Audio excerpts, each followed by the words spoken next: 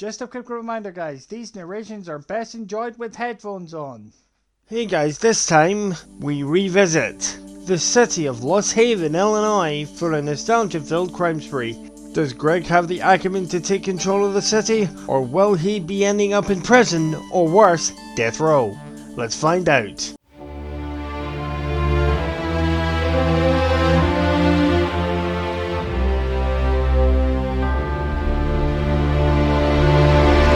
This particular entry of the series was originally released in 2002 for the PC. It was later ported to the PS2 and the Xbox in 2004. This game is set in the interwar years. That's the time between World Wars I and II, and is set in the fictional city of Lost Haven, Illinois. Fun fact, guys, did you know that is actually making reference to the, ironically enough, the Mafia during that time? The car that the Mafia used was the Lost Haven Courier. You play as Tommy Angelo, a taxi driver who was caught in a gang war between the Salieri and Morello families, as you complete various missions and the story that seems to be straight from The Godfather.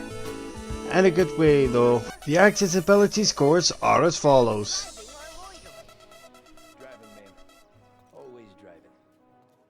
Visibility given 9.5. This game has no colorblind mode, but there is little need for one. Unlike Grand Theft Auto, the route to the next objective is all in one color. A player with a visual impairment will be able to play this game with no issues. Audibility, I give it 10.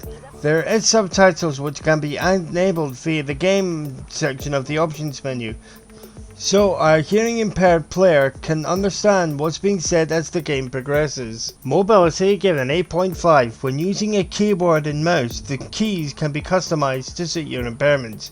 There is controller support for the game, but here's where the criticisms lie. There's only 2 layout options available.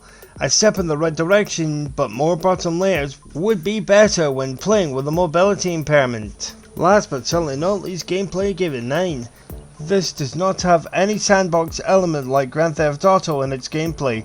Yes, there is free ride mode that allows you to explore Lost Haven at your own pace. This gives a linear feeling to the story.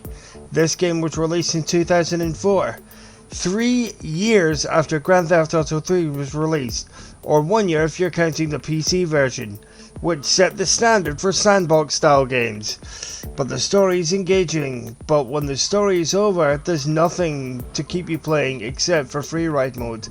So a little extra content would be better to make the upgrade more worthwhile, not just better graphics and higher resolutions.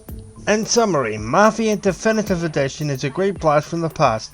I couldn't wait to revisit one of my favourite games to play before my accident. If you are thinking of picking up this game, it's best to go for the trilogy, which includes both the second and third entries in the franchise. And the overall score is 92.5%. See you guys in the next review. Spawn Commander 1990 out. Roll out, Spawn Company. By the way guys, if you encounter issues launching this game on PC, here's what I did to fix it. Now guys, please note this procedure may vary by platform. Right, so let's get this out of the way. The issue's not with the game, but the launcher. So, right click on Mafia Definitive Edition on your library. Then go to Browse Local Files.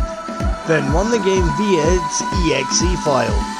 So when you're in the game, go to Options, then Game, then set Disable Launcher to On. This should allow the game to be restarted from Steam. Let me know if the fix actually works for you guys.